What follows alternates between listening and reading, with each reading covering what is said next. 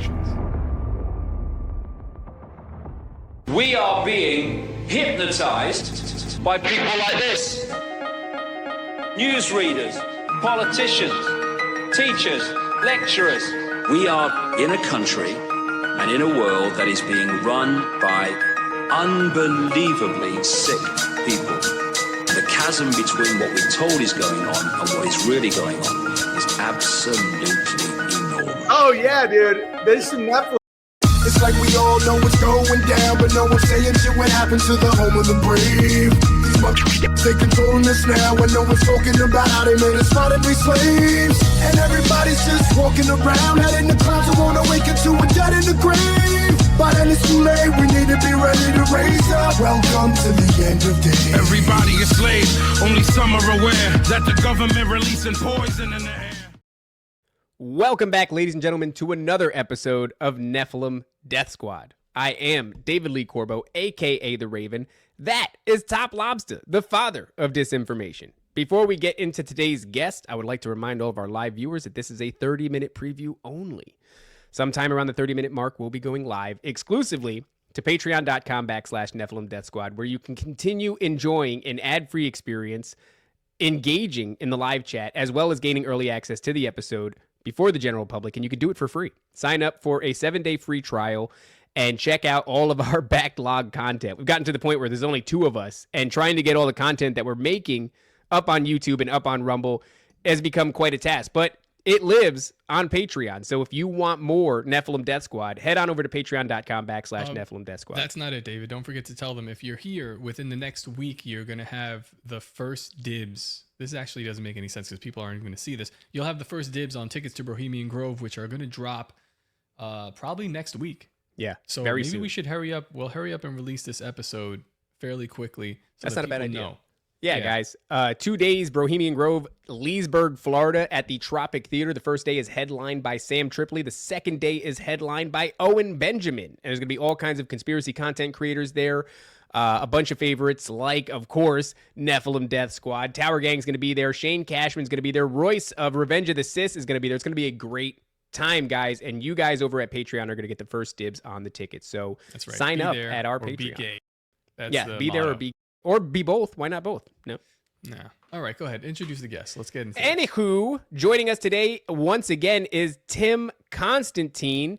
Tim, for the audience who may not be familiar with you, where can they find your work and what is it that you focus on? I focus on, thanks for having me, by the way. Happy to be here again. Last time was a blast, so I'm looking forward to this one. My show is Sixth Sensory Podcast. It is on YouTube, Spotify, Apple, Patreon, and yes, I have an Instagram, and thanks for pulling that up because I am trying to get some more followers on there. That's been a slow haul with that, but I do hidden history,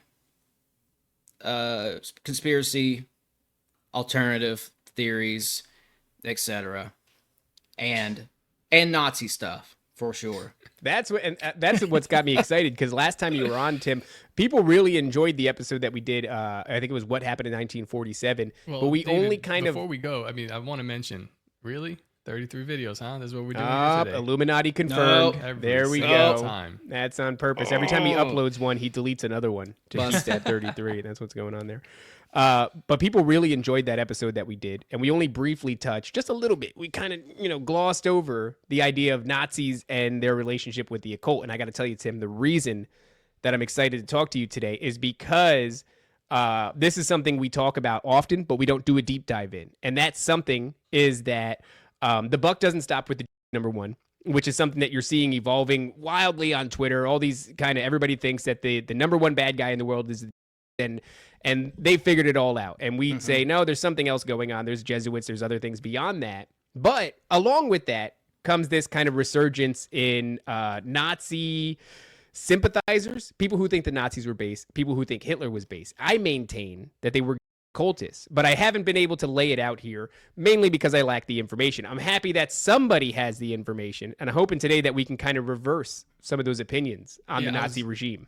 I was actually on Stu Peters' show, which was supposed to be like he did one of those things that he did to you, David, where he's like, come on, for like 10 minutes. We'll just talk. We'll hit a couple random subjects. You'll be out. And usually that's what his show is like. It's like a quick cycle. And he was like, guess what? This is an hour and a half podcast. And we're going to talk about the... And I'm like, all right. Insane. It's fine. I don't mind. Like, we'll go. But when he got to a point where he's like, and that's why Hitler was great. And I was like, actually, I think he was kind of steeped in the occult. There's a lot of information pointing to that. And I started to poke a little holes, and he's like, these are unverified claims. Like, these are like Jewish claims. And I'm like, no. I'm like, I think that they are like, so if you think the are worshiping some kind of odd fallen entities, or they're doing, like, if you read the Talmud, it seems a lot like a polytheistic kind of religion, where they're talking about the moon. They're talking about other different gods that they give veneration, veracity. Yeah, they give like worship to, sort of. And I'm like, I think that Hitler might have been worshiping, or at least looking for, some of these same entities. You know, like at the very bottom of it, they might have been working from the same entity. I don't know. Well, before we let Tim fill us in, and we're just going to continue to speculate wildly without any information, but the same thing happened to me. I was on Stu Peters' show, ended up on Stu Peters' documentary called Occupy. I love Stu Peters. I loved it. Was so many people hate him. He's hilarious. I really enjoy talking to him. I've been on his show multiple times. But what ended up happening is he goes, hey, I've got a documentary coming out. Would you like to be on it? Because you're not afraid to talk about the... And I'm certainly not afraid to talk about the... So I said, well, Stu Peters has always been kind to me. Yeah, that'd be really cool. I have an opportunity to be on a documentary, kick it with Stu, talk about some that I really don't have any business talking about, but let's do it. And things happen like, it like a question came my way, for example. It goes, so why is it important to name the... And I went, what? And I said, well, it is very important to name the... Because if you don't name them... Moses, is he thinking that everything is ran by the... Yeah, and I think that is where Stu goes. And Stu is much more of a political kind of commentator, and it's easy for us to go beyond the... Because this show believes in the supernatural, believes in the spiritual realm. And so all things, in our estimation, are orchestrated in the spiritual realm and then unfold here in the physical realm. And so... I understand why he thinks it's all, because like when you do look at it, you're like, a lot of this stuff kind of really looks like the... It really looks like it. Did he bring up the Edomites at all? If it's political, a show, I doubt he did. But so I sort of did, because like when he started talking about I started bringing up the Edomites, Khazarians, and then I said, well, what is a Jew? And this does get into... I see where he got frustrated a little bit, because there's another side that is running cover for the clear crimes of what the people who say that they are in Israel are doing. And I'm like, yeah, I understand the frustration behind this. And also like the of America's food and the wells and all this stuff. Wait, can I say this though? By the way, so he interviewed me for an hour and a half. He only used like 15 minutes of what I said, which is, it's just the nature of a documentary. But then at the end, shout out Slick Rick here, says, and he used a picture of David holding a shotgun. That was the picture that he used of me. So, dude, all the parts where he's like, tell me about how Hitler wasn't who we were led to believe he was. And I was like, well, yes, but no. Also still a cultist, just very similar to Top. Doesn't use that. So mainly it's just me being like, and what happened in Weimar Germany is now happening in modern day America. And then when the credits roll, it's me loading a shotgun for my picture. It's the most insane, most aggressive thing. So I'm eager to do some damage control. I'm eager to pedal back my narrative on the so that they start funding us again. Yeah, because that's they painted you, it sounds like, with maybe some white supremacy vibes. Yeah. And I didn't do that myself picture, any favors. And okay, so do you think, Top, you said something, do you think that, let's see, how do I word this? The Aryans is an extension of Edomites or vice versa? No, I think the Aryans are, they might have been a race that's related to this like ancient Greek pantheon, or even the Atlantean pantheon. That, I think so, actually. Aliens, we'd call them aliens or Nordics. I think. I'm not, well, but I'm not Blavatsky sure. had a fascinating narrative on them. I forget what she was studying when she wrote these papers, but there was some information that she gleaned, I don't know which one, that she derived from she channeled, yeah, that's for fucking sure, that she got from the ascended masters of ancient Atlantis. And one of the things that she got was an interesting detail about how they would make their statues to scale. In other words, like their statues wouldn't be blown out of proportion in comparison to the size of the individuals who lived there. They were actually to scale. Absolutely. And that scale was like fucking 12 feet tall or some shit like that. So now you have this precedent. Go ahead. It. That's what you see in Mexico City. I know this is kind of random, but Mexico City, if you ever just take an online tour of the Museum of Mexico City, look at what they have in there. Everything is giant. And I think it's because there was a race of giants living there, because you're in this pocket between North America and South America. And if you follow the migration of giants from North America, which they were here, that's a totally different show, I know, but they came down. If they didn't hop on a boat and cross the Gulf, which some of them did, some of them ended up in Mexico. Everything in that museum is, like you're saying, made to scale. Blavatsky went down there because she was interested. Everywhere she went, she was looking for the esoteric, mystical teachings of the area. She went down there. She ended up down in Peru, and this is where it gets interesting, because she went to Tiwanaku, which there's a Nazi who went to Tiwanaku as well. I'll get into that today. But I think this guy was following in the footsteps of Blavatsky, because they were going to this region because they were looking for this ancient spiritual technology that they thought went back to the Atlanteans. Because you have right there on the coastline of Peru, you've got the Nazca Lines. And if you go further inland, you've got Machu Picchu up on a mountain. And if you want to complete the triangle, the next point would be down south. That would be Lake Titicaca. So that's where Blavatsky went. That's where this Nazi went. He was part of the Ahnenerbe Society. I'll break that down later. But Ahnenerbe? Ahnenerbe, yep. It's a fascinating word. It was I'll get to it. But like, they were looking for the same kind of technology, but it goes back to this race, right? Somewhere back in time, it all goes back to this race for them. Aryan, Atlantean, basically a race at the north. And that makes a lot of sense, Tim, because everything that we're looking into when it comes to the Genesis 6 narrative, the Nephilim, the Fallen, all the way to the modern day UFO narrative, it's a genetics thing. There's a genetics thing, a bloodline thing. Yes. That's totally the through line for all of this. It's the great connective tissue. It's even what makes us speculate that it's all the same. Yep. Yeah. The Nazis, I've come to find, and I can break this down too, once I get warmed up with everything, because I want to hit you guys with a couple strategic points first, but I'll probably get into that because this research led me straight back to bloodlines. And that's what the Nazis were looking for. What we have right now is a problem. We have to untangle 80 years of history, 80 years of World War II documentaries that haven't told us the truth. They've told us a little bit of truth. They just haven't told us the whole scope of the story. And that is that these guys were absolutely occultists. And the more you look into it, the more you realize they were aware of the Nephilim, and that they reworded that. They basically, I think they took the Aryan or the Nephilim thing, and they turned it into the Aryan thing. I think you're right, because it seems like what they were fighting for was this resurrection of that bloodline. They wanted to not resurrect it, but to empower it, to bring it back to the forefront, to flesh it out and make it stronger, right? It was about bringing, because obviously there's some lineage of these fallen that still exists, but it seems like the Nazi regime was after strengthening it, bringing it back to full-blown power. Yeah, so I got into looking at who influenced the Nazis, and it's a list of guys. You've got Guido von List, you've got Jorg Lanz von Lebensfeld, Karl Williget, Rudolf von Sabbatendorf, Walter Neuhaus. I could keep going, but those are the main guys. I've been calling them the shamans of the Third Reich. List set up shop in a castle. He's one of these guys that influenced the Nazis. He set up shop in a castle and made a sort of like a new Neo-Knights Templar kind of a thing, but it was all based in finding and bringing back this bloodline.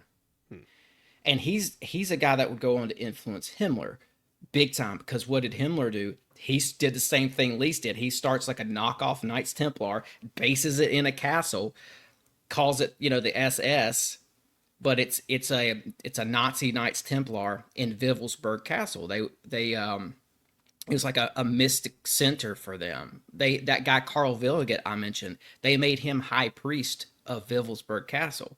He was there doing occult rituals for them. So, but running behind all this is this fascination with reviving this bloodline. Mm-hmm. It's also funny too, because what we're looking into a lot lately is this telepathy tapes, autism, MK Ultra crossover, and of course MK Ultra's inception is right after World War II, where we do Operation Paperclip. We take all these fucking Nazi scientists, they create all these institutions for us, and Mengele, you mentioned him. This is the castle, huh? It's a dope ass castle. Yeah, look, can you scroll up and let me see the name real quick? With the W. Rebels. Yep, that's it, man. Yep. Yeah, of Heinrich Himmler. So check this out, man. What they were going to do was they had a plan to build a city around this. They were going to create a mystical center of the Reich. They were going to build the city around in rings. Oh, like Atlantis. Like Atlantis. They had the plans. It was set to be finished in 1960. They were dead serious about it. And, you know, it was going to be a spiritual center. In my spiritual, of course, I mean occult. Right. Yeah, it's interesting that it looks like the compass, right? Like the of the they has compass, right? Yeah. Oh man, I know they're going to play with that triangular figure of the castle for sure. Oh yeah, there we go. Put it right there in the middle of a. Yep. Oh yeah, it looks just like a Mason symbol. Man, that's interesting. I've never noticed that. And for people, this is why like I just got annoyed a little bit with these guys that will look into this and even claim that they have Christian background. Like they'll say there was no kind of like weird mysticism or symbology going on with the Nazi, and I was like, that's all that there was. Yeah. It was go back, pause this, go back and listen to that list of names and research all of them. Not you, but people listening.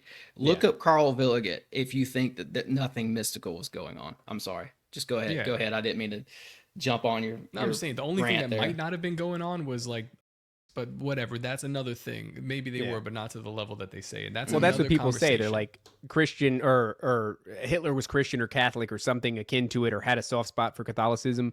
But even me, in my limited knowledge, I can just look at the iconography that surrounds the Reich and go, where's the Christian iconography? Where is the Catholic iconography? All I get is like weird iconography, like that of Zeus, you know, with the eagle, with the lightning bolts, with the altar at Pergamum that he's fucking designing the Zeppelin Tribune grounds. Like the whole thing is like all Zeus, and you know that's kind of colloquially dismissed as well.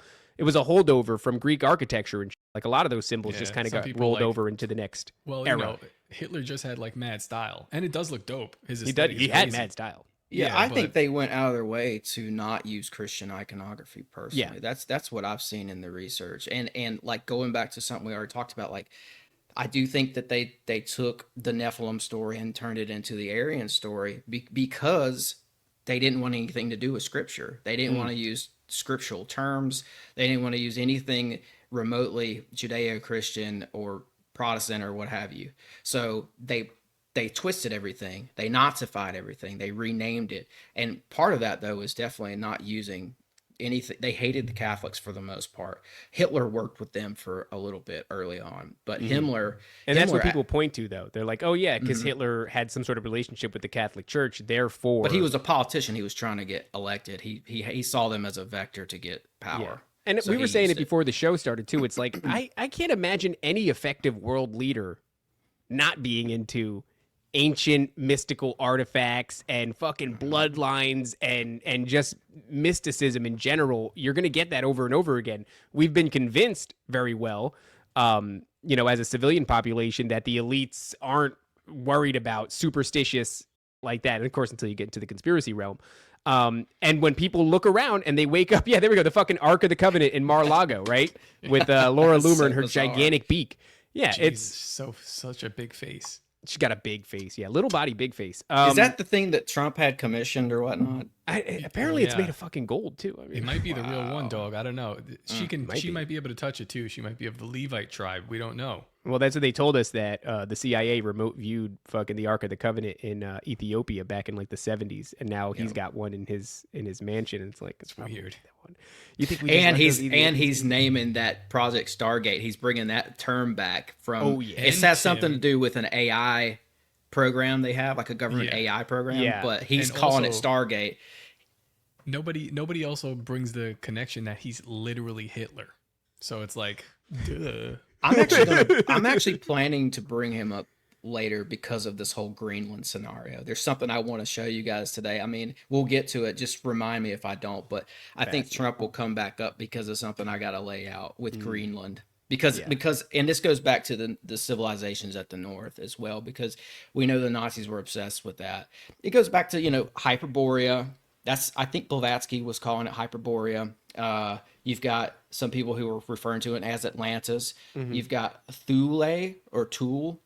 Oh, does that have it? Yeah, that's the Thule Society, right? Or the Yeah, well, yes, but it's a good question because what they did was they named it after their fascination with Thule, the region in the north. There was I traced it back to 325 BC. Pythes the Greek talked about an ancient frozen land at the North Pole called Thule or Greenland.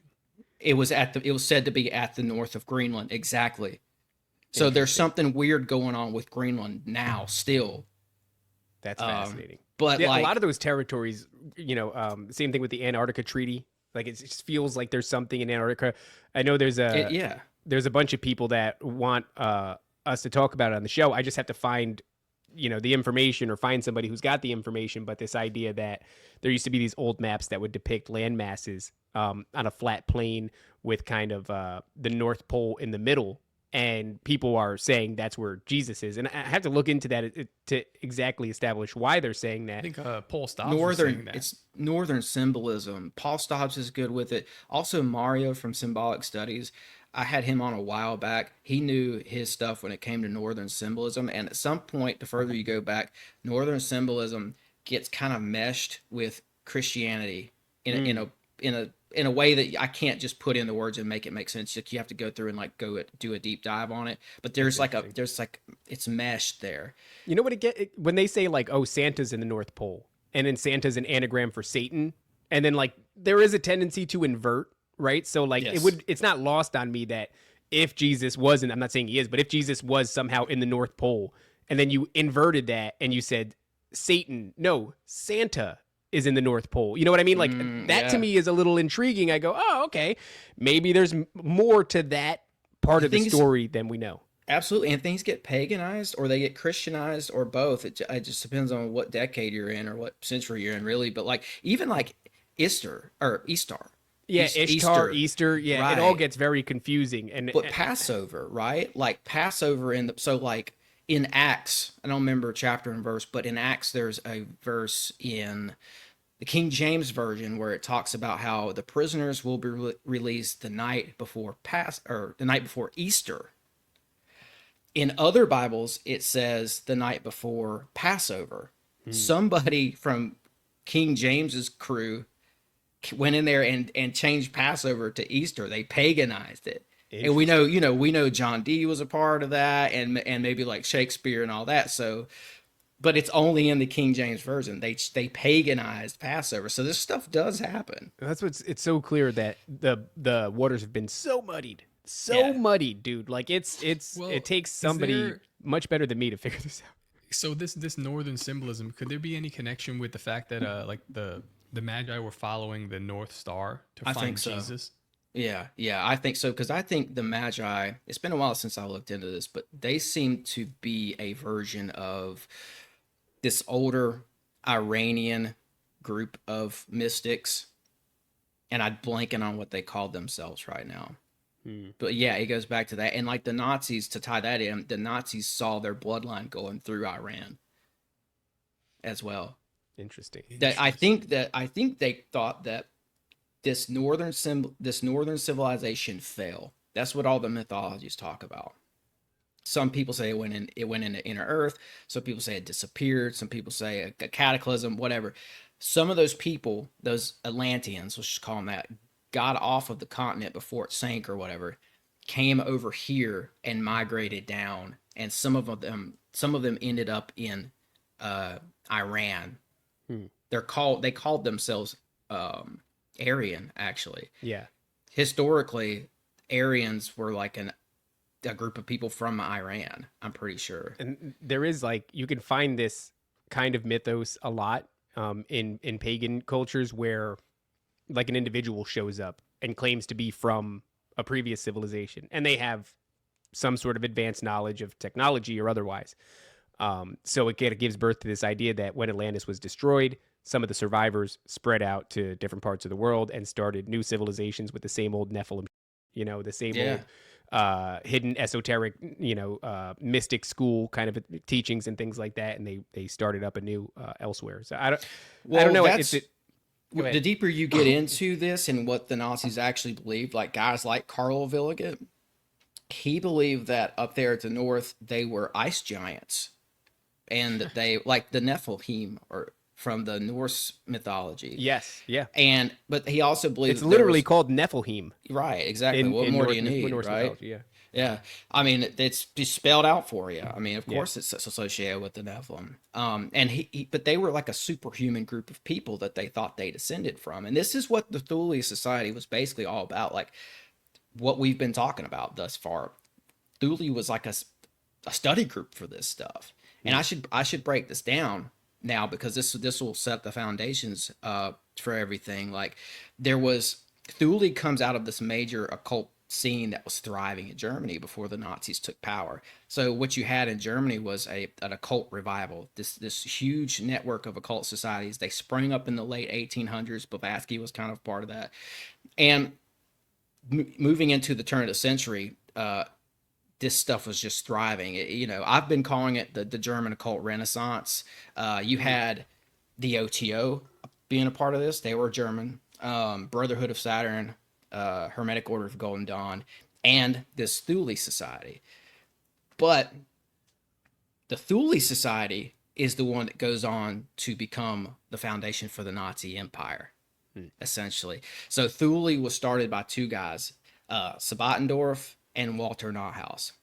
So these guys, and just to like show you how much of a web this was of occultists in Germany, Sabbatendorf and Nauhaus separately, aside from the orders I just mentioned, they were also Freemasons. They were in the Bektashi order. They were in the Order of the Teutons. They were in the Bavarian German Orden of the Holy Grail. And Sabbatendorf was a Sufi Eastern mystic. He was a Rosicrucian. He was an alchemist. And he wrote a book on Turkish Freemasonry. And he was in Memphis and Mizraim. They took all those influences, put them together, and they created the Thule Society. Why it's important is because the Thule Society goes on to become the German Workers' Party, which goes on to become the Nazi Party. That's fascinating. That it masquerades as a workers' party for a brief moment there. You could take it to the bank. You could take what I just said to the bank, guys. That's history. That's fascinating. The Nazis literally came out of an amalgamation of occult orders that were incubating in Germany at the turn of the century. Thule was using the swastika first. They had the edges kind of bent. So Hitler just kind of modified everything. He stepped in. An occultist named Dieter Eckhart brought Hitler into the party. He brought him to the German Workers' Party first. So all this is occultists. It's all occultists.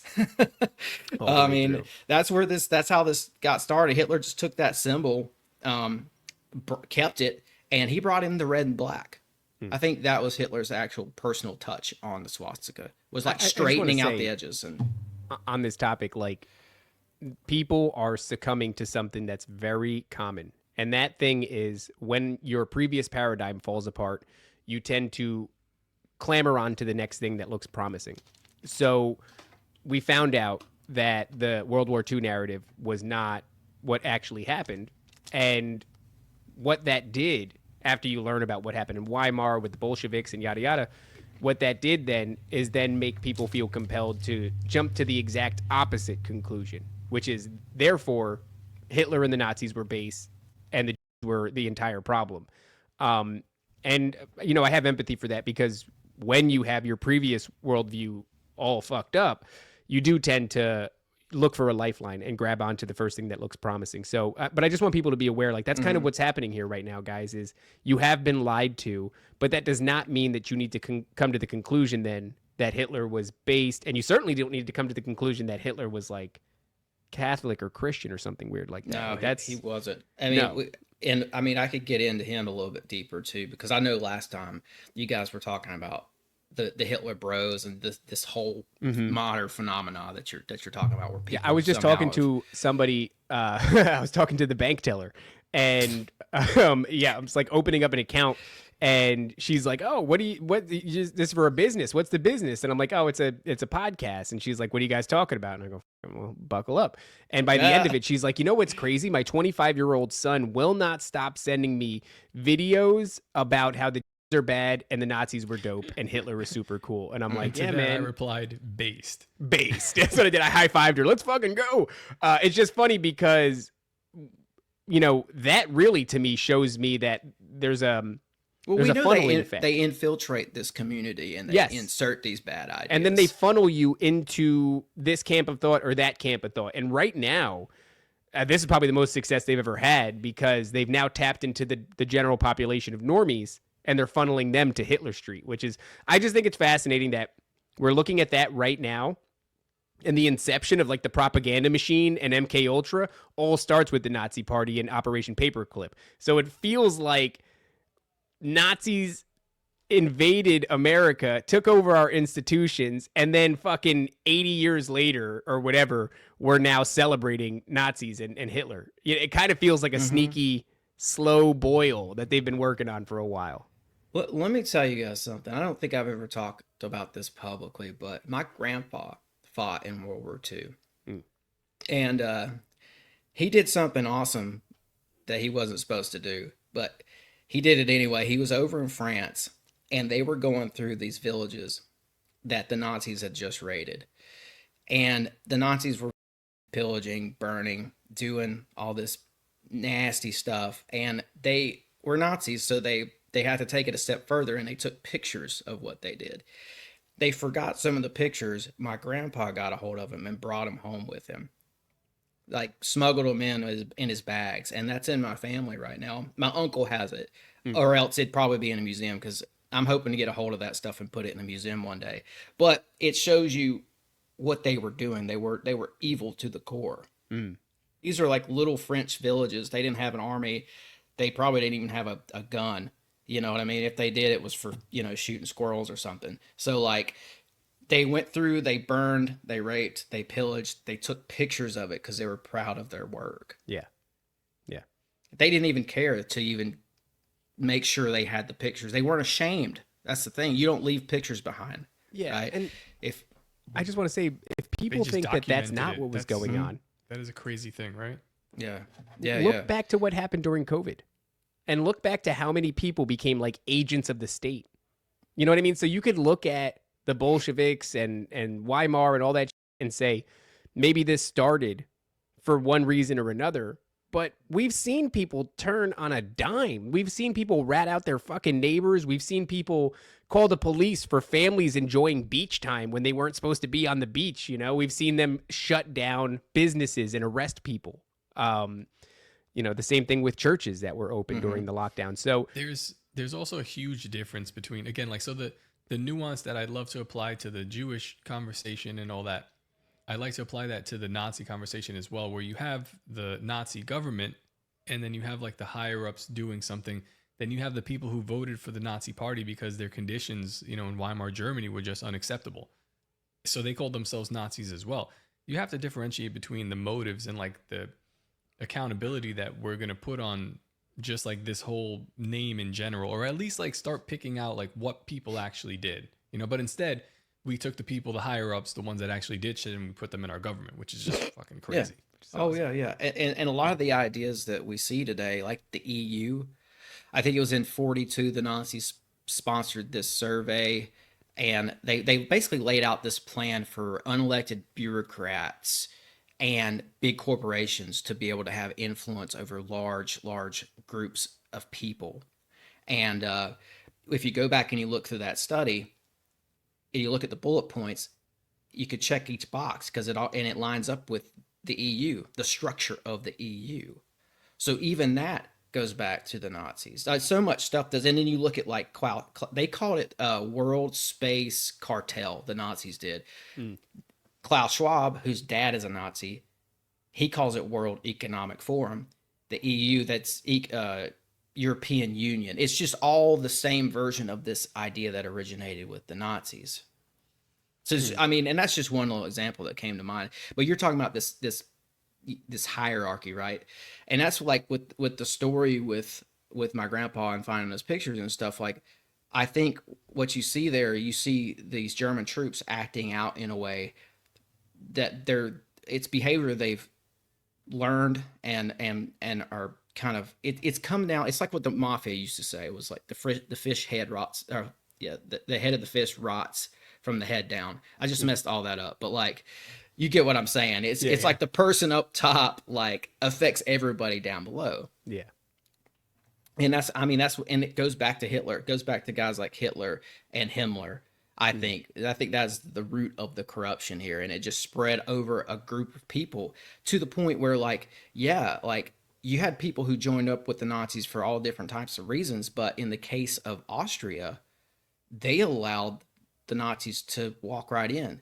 The Nazis did not have to invade Austria because the people were succumbed by the Nazism. Like, they believed in it. Because it was a cult.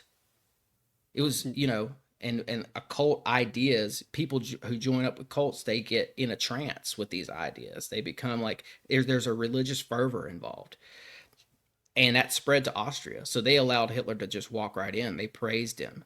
Instead of fighting him in the streets, they held parades. Tim, what do you think about the idea that, there you go, Pervitin. I was just explaining that like 2 days ago to somebody. Yeah, this is a t-shirt on my website. But this is what they were giving to people to just pop. And the active ingredient in Pervitin is methamphetamine. Mm-hmm. But this was given to, like, I guess, the Nazi army so that they could fight harder. Was that IG Farben, maybe? Yeah. So IG Farben is who put out that paper that the EU based its structure on. Wow. This is what I wanted to ask you. RGZ Max just nailed it. He said Rothschild. I wanted to ask you, what do you think about the genuineness of Hitler? I tend to think that most world leaders don't get put in a position unless they're put in a position. And there are a lot of rumors that he was a Rothschild. Any ideas about that?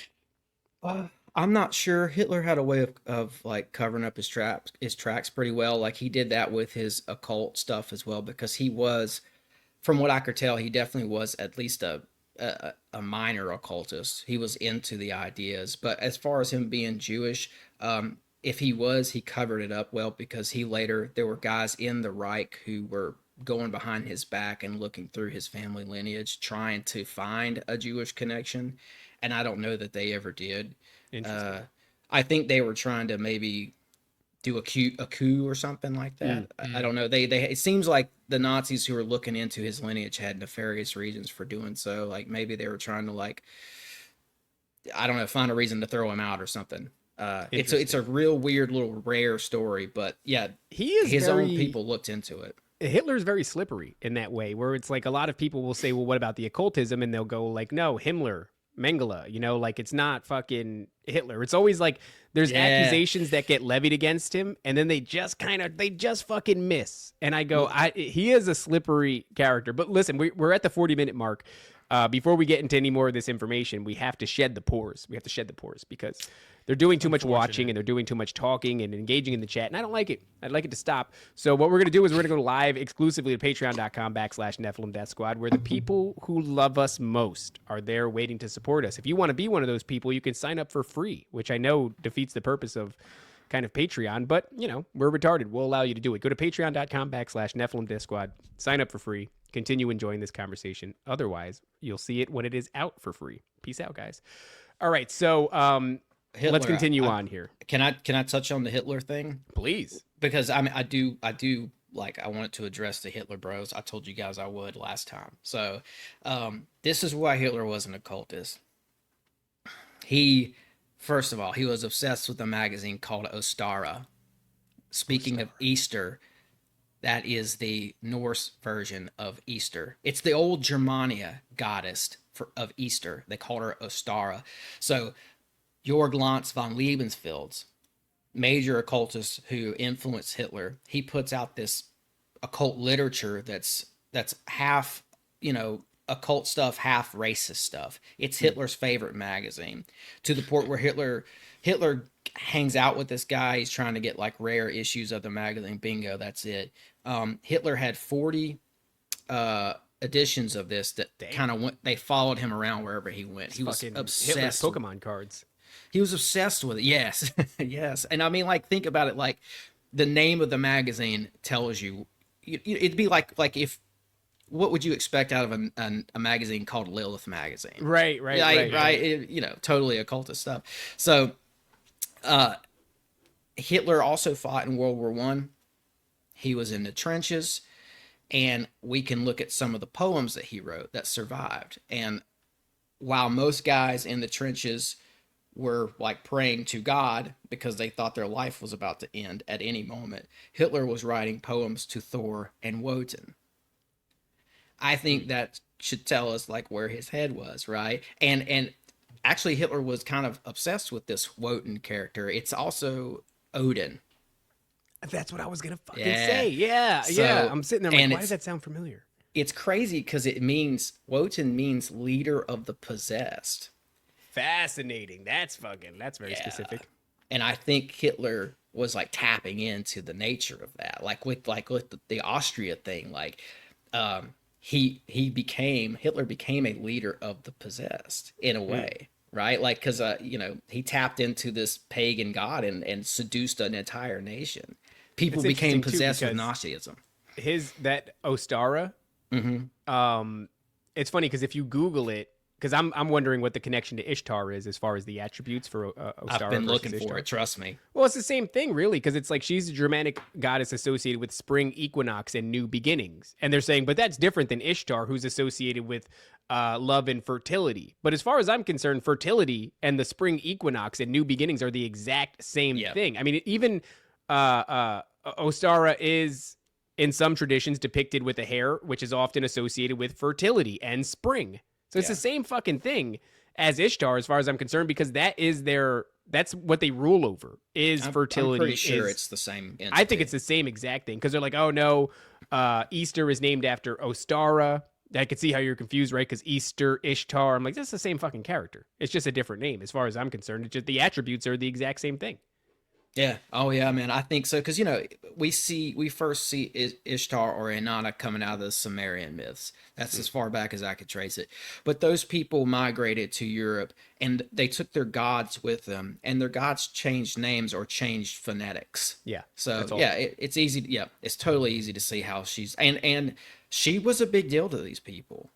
This is another thing you never hear about. They were totally obsessed with this stuff.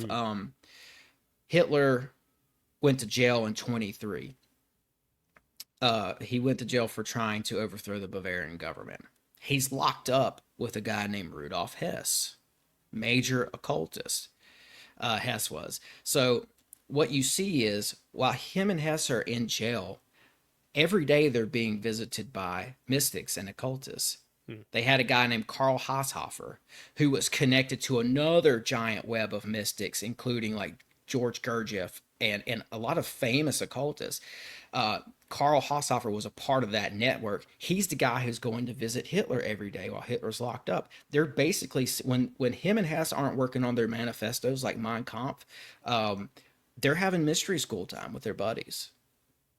So, everywhere you go, and you'll see this, like, Hitler surrounded himself with occultists from day one, from down to Dieter Eckhart. That wasn't him, dude. That was them. This is different. It's like you are the company you keep, except for Hitler. And look at who he put in charge of the Third Reich. A lot of them were occultists. You had Rudolf Hess. He was an open occultist. You had Himmler. We know that he was very deeply into the occult. You had Alfred Rosenberg, who was an open neo-pagan guy. He was head of Nazi foreign affairs. You had, even Hermann Göring was in the Thule Society. So all the main guys had major ties to occultism. And then there's this bizarre story of this guy named Hanussen, who was Hitler's psychic clairvoyant friend. Hanussen's interesting. They seem to know more about him over in Europe than we do here in the States, but I was able to find some stuff. Basically, he came into wealth somehow being an occultist. I think he did like tours and stuff and seances and stuff, and he ended up buying this old theater in Berlin. He called it the Palace of the Occult, right? That tells you where his head was, right? And this was Hitler's boy, right? So, so Hitler gets locked up, right? His rise to power is not perfect. It's a roller coaster. There's a lot of highs and there's some very low lows. Hitler was in a very low point, and he went to Hanussen, and Hanussen goes, well, you know what you should do? You should do this ritual for power. So Hanussen pulls out this old power ritual, which involves Hitler going to the town of his birth during a certain moon phase. It may have been a full moon, I don't remember, but you had to wait till night, wait till the moon comes out, and then dig up a certain type of root. And then, you do some other stuff, and then you gain power. So Hitler, under Hanussen's guidance, does this ritual.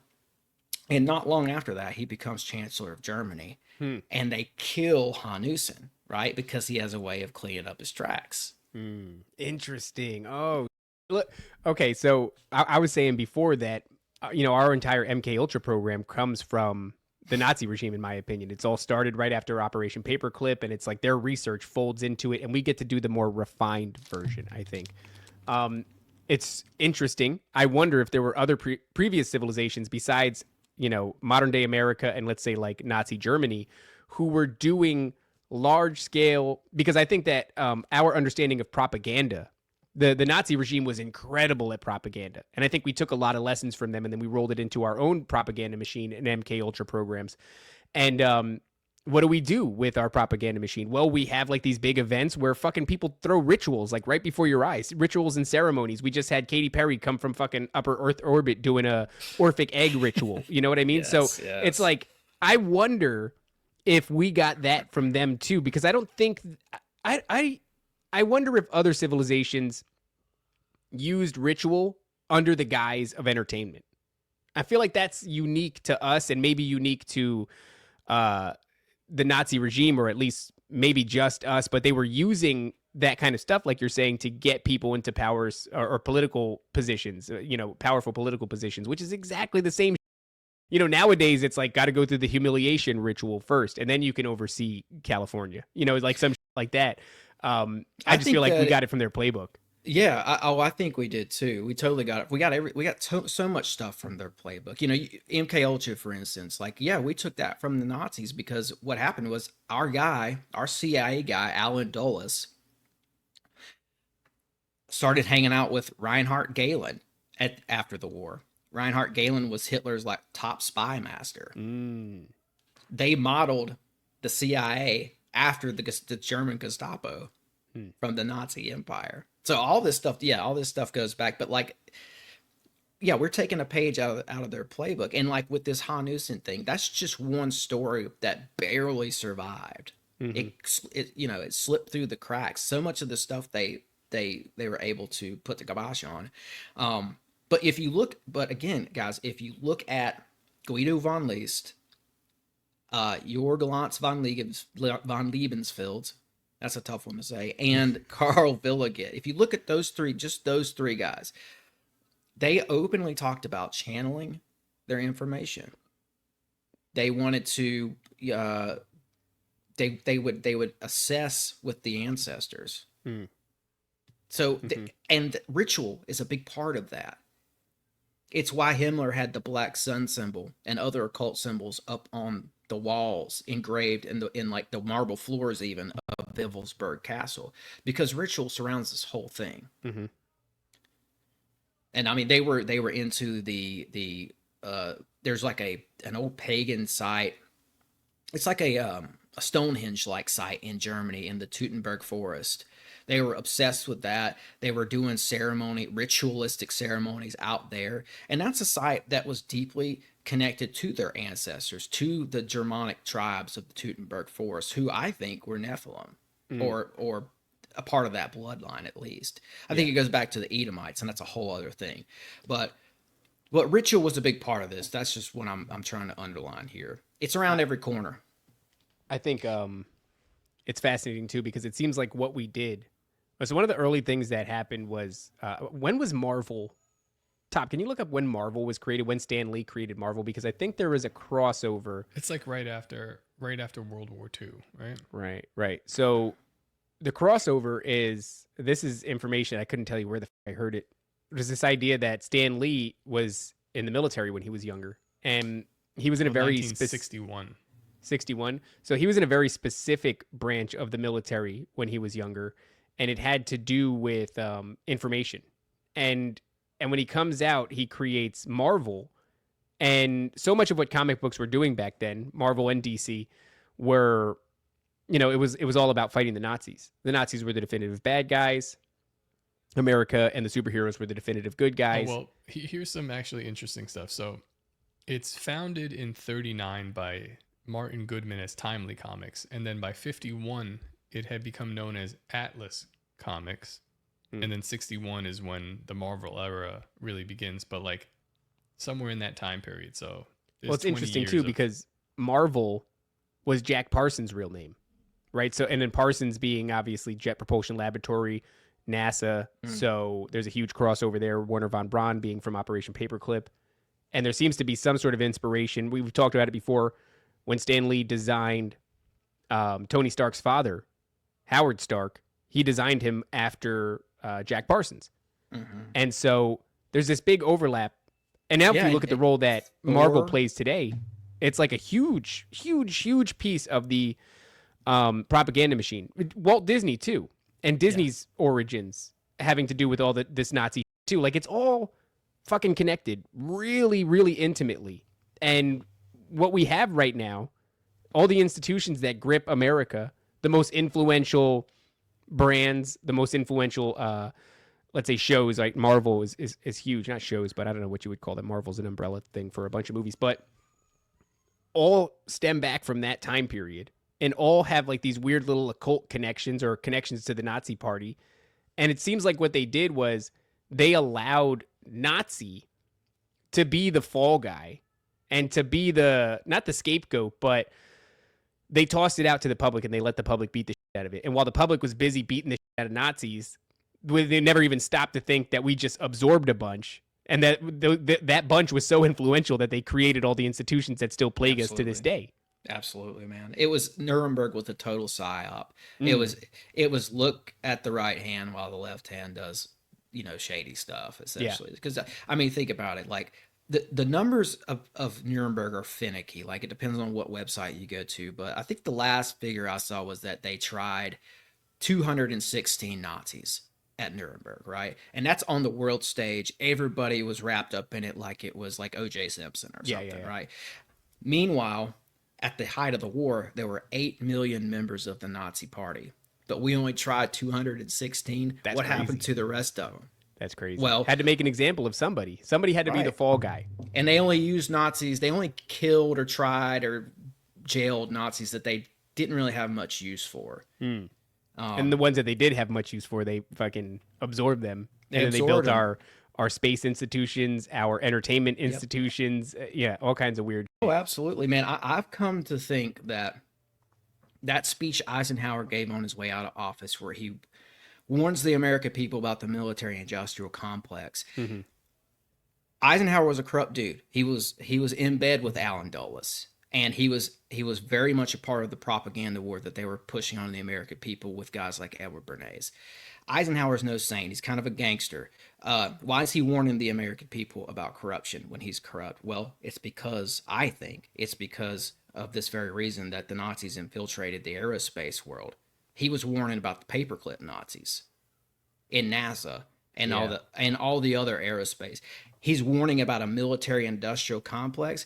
Well, that had been infiltrated by Nazis. That's what he was talking about. It's such a genius plan, right? Because they have you all twisted up in a knot where they're calling everything a Nazi and everyone's a Nazi. So your inclination now, if you're like a common sense person or someone on the, I guess you'd say on the right wing, like just your normal person their intentions are not completely retarded or bad. They're going to relate to right-wing politics, in my opinion. And when they hear the word Nazi, they're going to kick back against it because it's been used so much. But yeah, you kind of come full circle when you investigate all this stuff. He's like, oh, it actually is all Nazis doing this again. But if you don't investigate, if you just get fed up with the cultural conversation, then you might find yourself being like, "No, fucking Nazis were cool." Which I know I'm a schizo conspiracy theorist, so I can't help but go to a place where I'm like, "Is that what it's like?"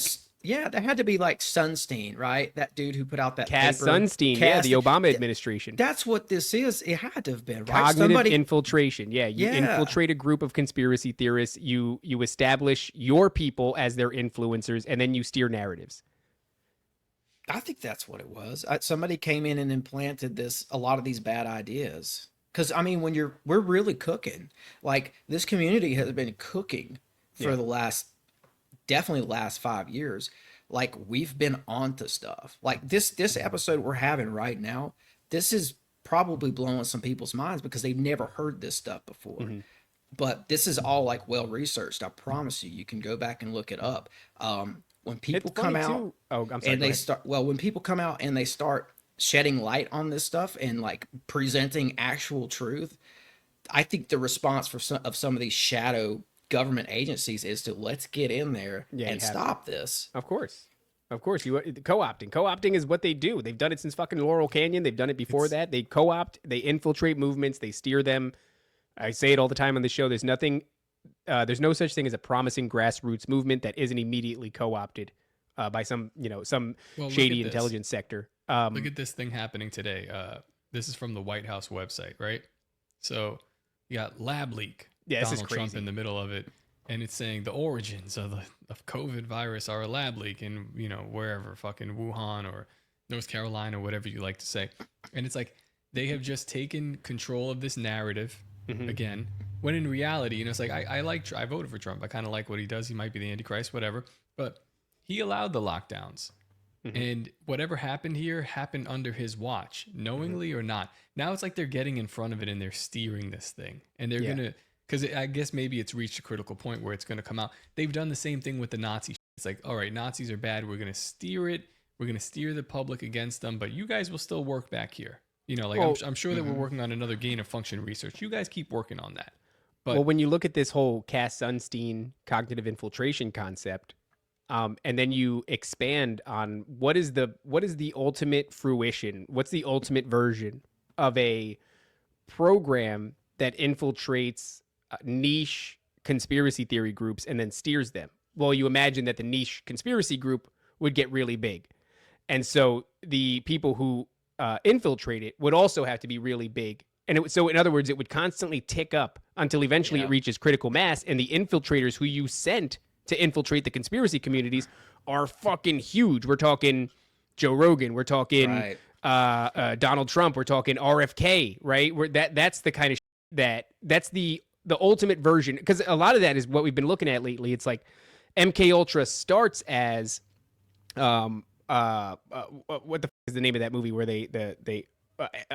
Clockwork Orange. I always want to say Operation Orange. Clockwork Orange. It starts as that. It starts as kidnapping Johns from whorehouses and dosing them with LSD and these fucking weird, shady, blacklisted programs, and then it evolves into free range MK Ultra, where we all are propagandized by our phones and we're all on low grade psychedelics via fucking marijuana that's been legalized, right? So this is the point that we made with the telepathy tapes and the experiments that are going on in America right now, as far as like this like widespread autism and the vaccine schedule. This is going to be a heavily edited episode.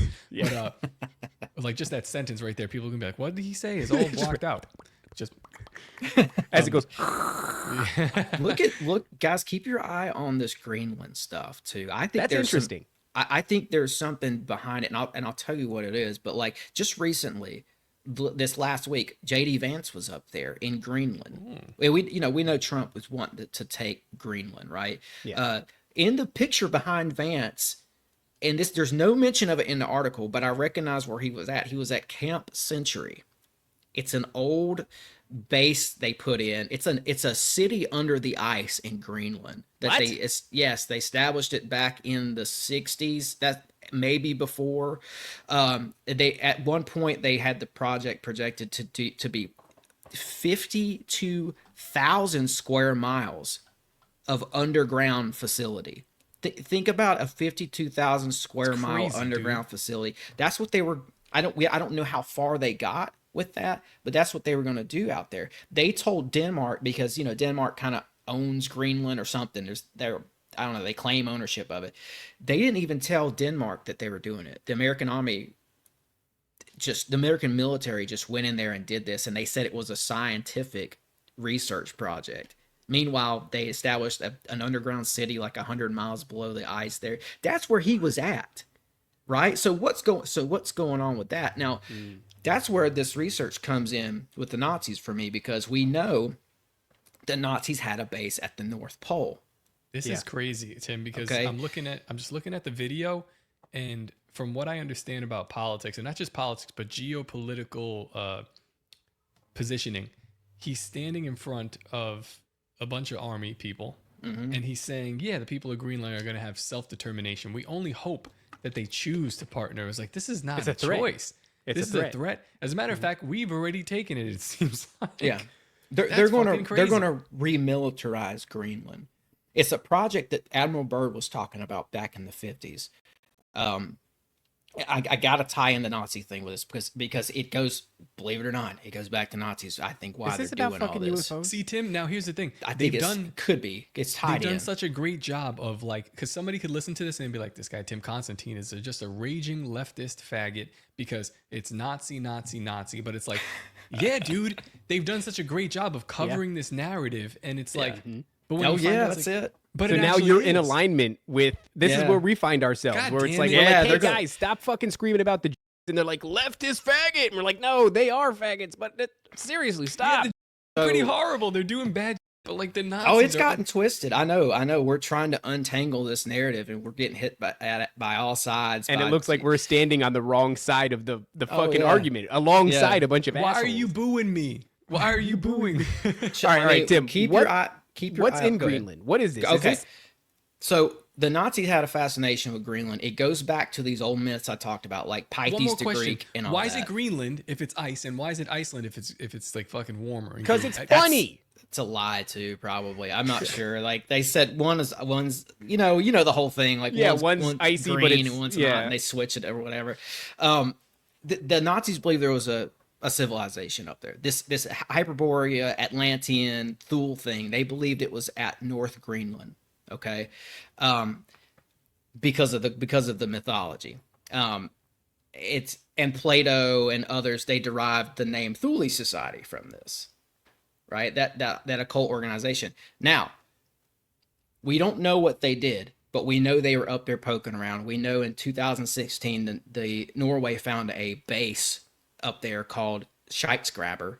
It's German for treasure hunter. And I wonder why they named it that, because they were looking for ancient treasure, of course, right? Yeah. So we know that was going on. Somehow after the war, we found out about it. U.S. found out about it. We know they sent Byrd down for Operation High Jump in 1946 and 47. What most people don't know is that at the same time, they send Byrd down and they send another expedition up. It's called Operation Nanook. Nanook? Nanook. Nanook. You have to, there's two of them. You have to put in Nanook 1946. So and I think that they were looking for these Nazi bases where they had tapped into some sort of technology. So Nanook goes, this is in the documents. Nanook, they went up to a place in Greenland, North Greenland, called Thule. That's interesting. They established, it's still called Thule. They established Thule Air Base there, and it just recently changed to a Space Force base. Wait. Our Space Force? Yes. So everybody knows how weird and crazy Operation High Jump is, right? Like, it's still classified. Like, we know Byrd went down there and he came back missing men and missing planes. Like, some kind of a battle happened down there. And he comes on his way back, he stops in Chile and he talks to a Chilean reporter and he says the U.S. has to prepare itself to fight fighter planes that can fly from pole to pole at extreme speeds. By the time he gets back to North America, they're like, shut up. You're never talking about this again. Something big happened down there. But part of the expedition was up to Thule, Greenland. They were going to Nazi bases, guys. That's what High Jump was all about. And when they got to Greenland, I don't know if the Nazis had abandoned it or what, but we took their old base, kept the name, and now it's a Space Force base. That's what I think the Nazis, they really pierced the veil. They figured it out. They're communicating with something. That's why you get like the Hollywood sensationalized versions like Hellboy and where, you know, it's like some pseudo-Nazi regime is bringing in some sort of demonic entity into this realm. I think they figured out a lot of, but they couldn't keep Nazi anymore because the whole fucking world was coming for them. You know what I mean? So it's like you had to get rid of Nazi, but you didn't get rid of any of the technology, any of the concepts, any of the pursuits, right? Which is why now we're taking over their fucking place, and it's a Space Force place. I mean, that's incredible. It's the same thing. And you know, Trump started Space Force, so he's involved with this. Guys, keep your eye on Greenland. I'm telling you, all those Sam Altman, Bezos, Musk, Zuckerberg, all those guys that were at the inauguration have invested millions into this Greenland project as of late. That's fucking weird. They're planning to do something up there. I think they're going to remilitarize it, like Byrd and them wanted to do back in the 50s. Because Byrd was saying in interviews, he was saying there's a landmass up there bigger than the United States. All this weird something's up there. I think they want to remilitarize it so they can block it off. So civilians, like they did with Antarctica, civilians can't just show up, like it's blocked off.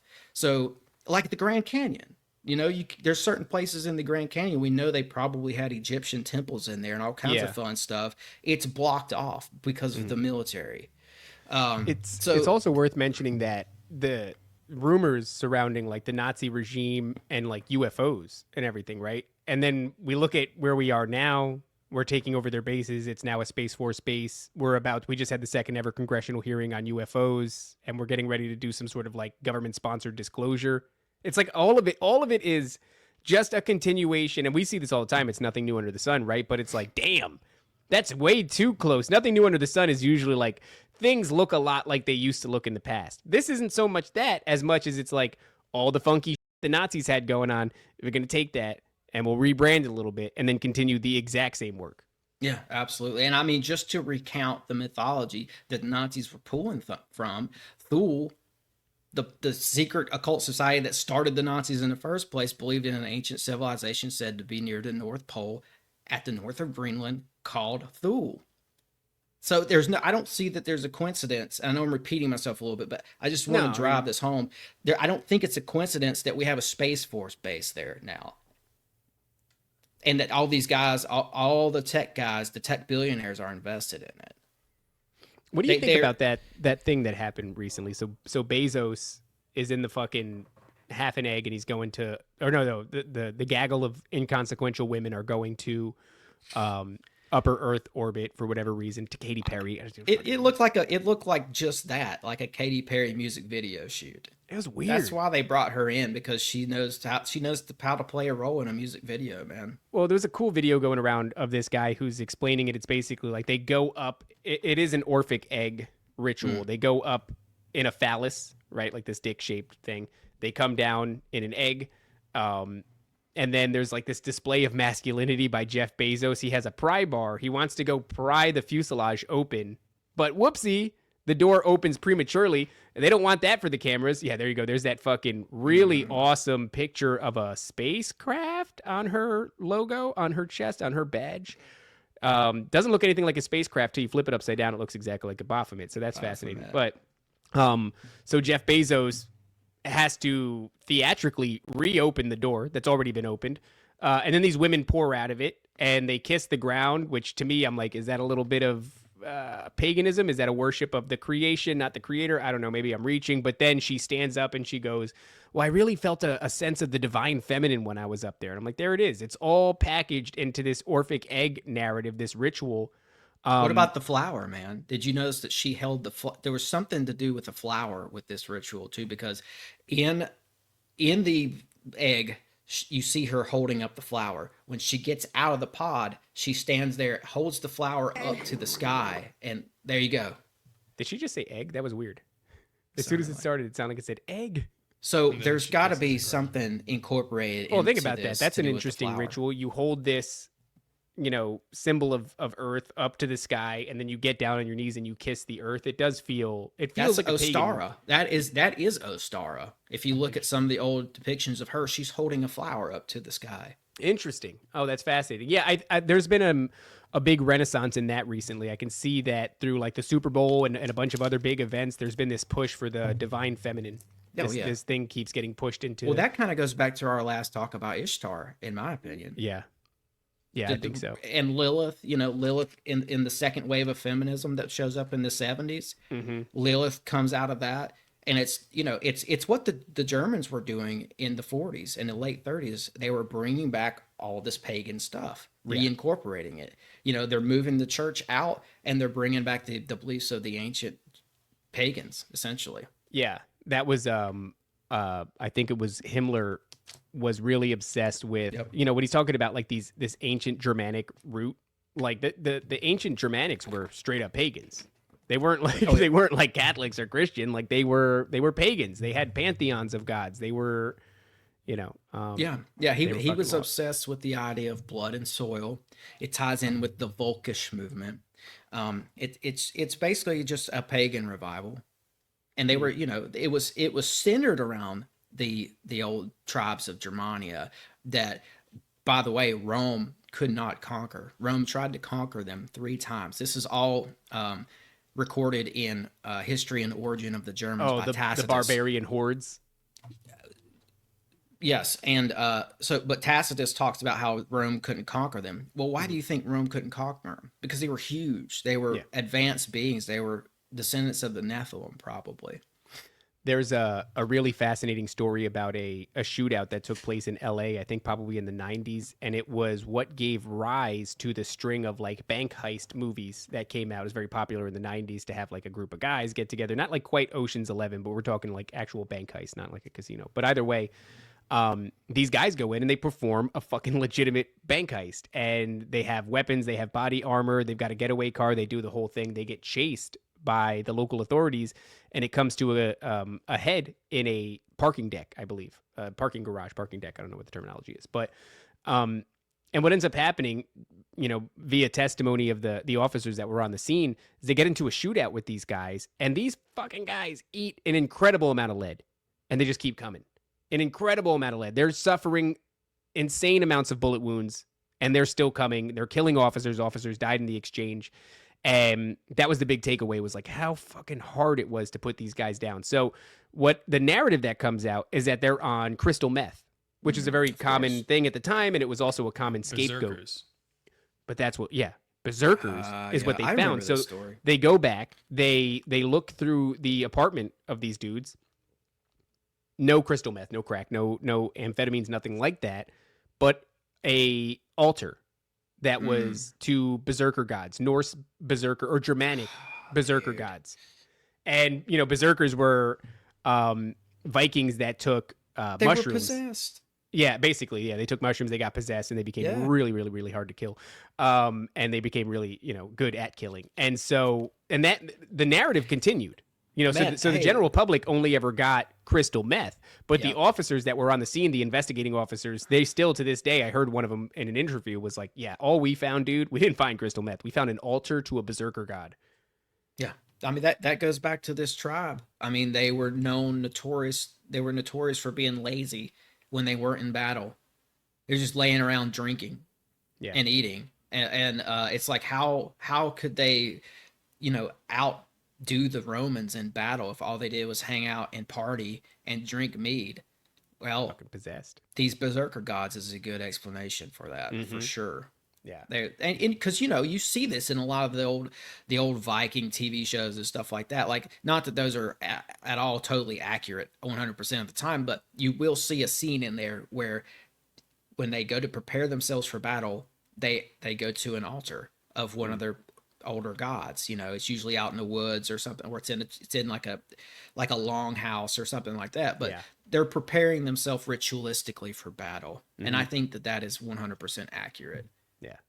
Yeah. People, you know, I guess the reason that the general public didn't get that narrative is because it's not satisfactory. We live in a materialism paradigm, and so what are you talking about? Possession and berserker gods. But it just goes to show you that the powers that operate in this realm are spiritual ones, which brings me back to the original conversation, or at least what we're trying to say on Twitter is like, everybody's so caught up in and they're worried about like the very materialistic version. And like, there's spiritual entities and spiritual laws that govern this realm, and everything is moved by some spirit or another. You can't just stop at the people. And you know what's weird about these people that are all talking about the being this or that, it's like they're not engaging in that conversation that goes beyond them, meaning the spiritual one. They're not engaging in that. You know, they're not engaging in the idea of pantheons of gods or spirits that move this or any of these things. It's just they're stopping at like the kind of the political or the geopolitical conversation regarding Israel and regarding it's like it goes so much further than that. You know, talking about channeling and berserker gods and all that, you know, I think a lot of this technology that we've seen, well, we haven't seen it because most of it's gone underground, but a lot of the technology that the Nazis had and were working with and were after, I think it goes back to, like, for instance, like Theosophy, right? Like Helena Blavatsky. There was a Theosophical circle over here who knew about some Tesla-like stuff. It's a guy named Keeley. I think his name was John Keeley. And he's like a Tesla kind of a guy, right? He was in Blavatsky's circle. Blavatsky told him, hey, you can't let this technology get into the wrong hands. It had to do with manipulating the ether and just using like natural earth energies and stuff like that. So Blavatsky helps him take that technology underground. Now it goes to a lady who was a Swedish royal lady who Göring married into. So Hermann Göring, who sponsors the Antarctica mission for the Nazis back in 1943, in his family is this Keelian technology. It go and like, so it's like, what were they doing with that technology, and what does it have to do with Antarctica? Because the two guys who sponsored that mission for the Nazis were Rudolf Hess and Hermann Göring. Hess was the occultist guy who was locked up with Hitler, and Göring is the guy who has these ties to Keely's technology. And they sponsored a mission to Antarctica. So what were they doing down there, right?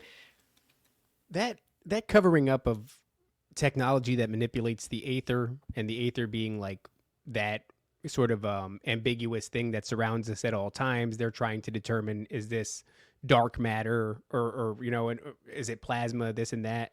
But it sounds a lot like the medium you would have to manipulate if you hope to achieve 0 point technology. So if you hope to have a propulsion system inside of a UFO that doesn't scramble the brains of the individual inside, well, you can't use combustion engine to do that because you're just going to turn whatever's inside into goo. So they speculate that the way this is able to happen is there's a separate gravitational field that surrounds the individual that's inside. They experience gravity in a very normal way, while the craft itself is pulled through like space-time. That's right. I'm saying like I understand it. I don't understand it at all. But what I'm getting at here is there's a cellular component in plasma that connects to space-time. Right. And so what I'm saying is if you are, call it space-time, call it plasma, call it aether, I'm sure there's some nuance there, but effectively what you're doing is you're pulling it around the craft, and instead of the craft being propelled through it. And that sounds like a manipulation of aether. So basically what I'm getting at is it feels like another connective piece to like this UFO disclosure thing that we find ourselves at, and the very same technology that, you know, Blavatsky is allegedly telling it needs to be suppressed, it needs to be hidden, it can't fall into the wrong hands. It seems like the same. It's the same stuff, and unfortunately, it looks like some of that technology did go to the Nazis, but they were also figuring this stuff out in very weird ways. We still don't quite understand why the Nazis were so advanced, right? Like right before the war, they were a broke country. Their money didn't mean anything. They didn't even have an army. And 10 years later, they are the new empire on the scene. But there was a scientist named Richter, a Nazi scientist. Yeah, I've heard him. Yeah, he went to Argentina after the war because Juan Perón, the president down there, was a Nazi sympathizer. Perón gets him. Juan Perón announces that they had figured out the secrets to the hydrogen bomb before the U.S. did. So our Air Force has keeping an eye on this guy. They send a guy down to Argentina to talk with Richter. And there's a record of the conversation they had. And basically what Richter said was, yeah, I figured out how to put plasma in a toroidal field and pressurize it and just hit it with tons of electricity. And that plasma then stores up its own type of energy. Like it's got that cellular component, and it creates energy reserves, right? But what Richter said was, yeah, I figured this out back in 1936 in Nazi Germany. We called it 0-point energy. So, and now fast forward to today, you've got Randall Carlson on Joe Rogan. Yep. Hinting at this as if it's a new technology. Ashton the Forbes. Nazis figured this out in 36, guys. Yeah, Ashton Ashton Forbes is doing Forbes, the yeah. same thing, right? We're talking about this Malaysian airline that went missing, and somehow 0-point technology was involved in the disappearance of it. And it seems like these things circled it and opened a portal and sent it through. But yeah, that's what I don't know, man. It's a really unique story in human history. It seems like 1940, all this is discovered within a 10-year, give or take 10 years of 1940. All this is discovered. And it is completely paradigm shifting that is not discovered, rediscovered, right? And then all of a sudden something gets put on hold. And instead of introducing it and changing the trajectory of mankind forever, they use it to with us. And then they spend 80 years controlling the narrative, controlling the rollout, because they have some sort of real serious end game. It gets even crazier if you think about, if you believe in the little season, like Paul Stobbs would like, basically the little season kind of beginning in the inception of America. So 1776, around that time period. And his claim is before that, they had this technology during the 1,000-year reign of Christ. Like this was commonplace. We had buildings that generated their own electricity and who knows what else. This stuff is, and the crazy thing is, like, there's no doubt that this stuff is buried under a lot of, like, it's under dirt. They're unearthing it constantly. And that's why there's this huge narrative of lost technology. This is what the Nazis were looking for. That's why they went to the North Pole for sure. They were looking for Atlantis, essentially.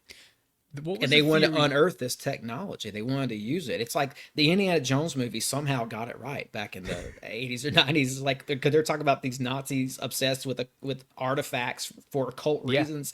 It's absolutely true. Yeah. Well, David, what was the theory? Because I didn't look into it, but you sort of, I don't know if you did, Jesus having his throne in the North Pole. Someone was yelling at you about that. Yeah, somebody was yelling that Jesus' throne was in the North Pole. And I forget, like, the reasons. It was, I was...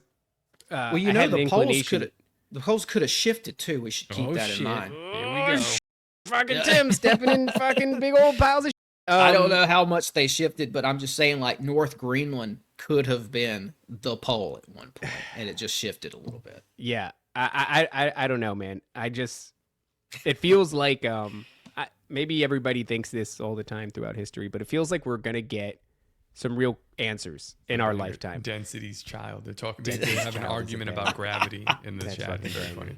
There we go. Well, I just think this goes back to, like, Greenland. Somehow Greenland. I just have this sense that Greenland's, like, tied up into this because even John Dee was interested in this area. He was interested in, like, sailing up through here. It's part of the Northeast Passage, I think is what they call it. So the occultists of renown all knew something is special about this region of the North Pole. And you have these legends that you're talking about that tie in traditional Christian theories and artifacts with this stuff. And then you've got these guys who do good wrap-ups on the northern symbolism associated with everything. There was a there's a place where there used to be technology and there used to be a civilization, and I suspect the Watchers were involved, that's not there anymore. Because all the mythologies of the world sprinkled across like every mythology from antiquity points back to this. Even Cain, I think when Cain left the garden, I think he went and started Atlantis or an Atlantean-like place. I think he's part of this personally. Because we know he left the garden after he killed his brother. And, well, he didn't leave the garden, but you know what I'm saying. Like his dad, probably close to the garden. They were. I think they were probably still close. But Adam has all these secrets from the garden that he would have taught his sons. When Cain gets kicked out, we know from Scripture that he goes and starts his own civilization. And the line of Cain is where you see Enoch, the sketchy Enoch, who supposedly built the pyramids. You see Lamech, whose kids become the Watchers of the Mysteries. Lamech's kids includes Tubal-Cain and Nama. And they are the kids that, if you look real deep into Freemasonry legend, Tubal-Cain was the guy who was said to have buried the mysteries in a sealed room underneath the pyramids because they knew the flood was coming. Somehow they got clued in. Isn't it funny that now we're having this big reveal about the pyramids too? Yeah. That's what I'm saying. It just feels like it's a really, if I can take myself out of it. There are records down there for sure. I don't, I see those, the LiDAR readings and I'm like, that fucking, I could tell like there's something under there, but then there's these 3D generations that people are coming up with and I like them. They're sexy. They're cool. I'm fucking like that. I'm all for it, but I'm like, how do you derive that? Yeah. There's like spiraling columns and I just look at the LiDAR and I'm like, the LiDAR just looks like fucking, some blurry green that tells you like, yeah, this isn't land right here. There's an object underneath it. But then there's like this 3D rendering that takes place afterwards that I'm like, I sure wish I want to jump there with people, but I'm like, please show me how you jumped because it's fucking crazy. Yeah, we'll see how this plays out, man. And like, I think that there were definitely records stored down there. Even Edgar Cayce talked about it. He was clairvoyant and he talked about the hall of records that were associated with the Akashic record being in the pyramid or the Sphinx, but I think it was a pyramid though. But then, and I've got this book over here by this guy named John Kinnaman, who he's been kind of forgotten by history on purpose. Like he was associated with the Smithsonian and they've decided that they were going to basically sweep up his legacy. So he's virtually unknown, but he was able to publish books. I have one of them. And he was talking about how in 1923, they discovered a room on, I think, the north side of the Great Pyramid, and they found records in there. And they said within the records, they were talking about how Atlantis built the place and was using anti-gravity craft to do it, like Vimanas. So maybe that discovery's been made. Maybe they found the records, because what happened with him is that he had the British government looking over his shoulder, and of course the Egyptian government. And they, after this finding, they all got together, had a powwow, and decided, we're not going to tell people about this. They thought it would just shake things up too much, I guess, or whatever other nefarious reasons people have for not telling us the truth about things. They decided to put it under wraps. So maybe the stuff under the pyramid has already been found, and and it's been obfuscated. So that's possible too. And this week, the White House, they come out saying something about we have weapons that can manipulate space and time. So that it's like, okay, I wonder where we got this stuff from. I love when they do that. I was just talking about like how the New York Times comes out. Just think about what the New York Times reports on. It's like, Patriot Front, white racist conservatives, da da da da. Whatever the thing is that they're tossing out, and then one day they're like, remote viewers have viewed the surface of Mars. It turns out there was a great war there and a lost civilization. Anyway, back to Patriot Front. Like what the. Bro, what are you talking about? You just moving on. Slow down for a second here and go back to that. I mean, they fluctuate wildly between like that headline and then the other headline is like I brought Bryce Mitchell's like neo-Nazi guy with a podcast gets choked unconscious and some other guy with a Jewish flag, and I'm like, this is just propaganda. And then they give you that. You're like, what is going on right now? It's so strange. It's so strange, and not for me, but for like who's their audience. Yeah, who's the audience? This is the same old playbook that's been, they're just kind of kicking a dead horse at this juncture, and people are starting to wake up to it. Like, we're having the conversation right now in real time. Like, okay, we're tired of this. Like, give us some real news or go home, right? Real news or bust. Or if you do like I do, and I think a lot of people do, you just don't even watch the news anymore. You just kind of like side eye the headlines, and it's a joke anyway, right? And that's what I do. I'll make fun of them. I'll post it on Twitter. I'll say something, obtuse. But I'm just looking at everything that's happening now, and how much it connects to the whole Nazi thing. It's unbelievable. It's almost remarkable how advanced they were. All the horrors aside, right? How advanced they were, and how capable they were of planning for the future. Because they could have burned all those people. They could have, if they set their mind to the it. Technology. I think they could have, but we're looking at like I said, UFO disclosure is supposedly here, or at least there's congressional hearings on it. We're doing this whole Greenland thing. Blavatsky and Alice Bailey said that 2025 was going to be the golden age, age of Aquarius, and Donald Trump calls the beginning of his new administration, as soon as it starts in 2025, he calls it the golden age. We're moving into a golden age. There might be something to those Blavatsky predictions as well. Like, I'm not going to like promote her work per se, but like she did get some things right. She called the atom. She was before she talked about quantum physics before it existed, and particle physics and stuff that CERN's talking about today. How they've discovered this force field. Yeah. How does an old occultist she knew about that come up with fucking that? She was communing with the other side. That's where she was getting this stuff. Yeah. But she called it, and all these guys that I mentioned earlier in the episode, like Guido von List and what's the other guy? Sabatendorf and von Liebensfeld, and Carl Williget, they openly said they channeled. This was no secret. Yeah, channeling is actually much more common. Have you checked out our work on the guy Andrija Puharic? No, but I saw that you did that on an Occult Rejects thing, and it's in my library to listen to. I just haven't listened to it. That's a wild episode. You're going to kick out of that. Yeah, cool. Yeah, check that out, because I think that might add to your work.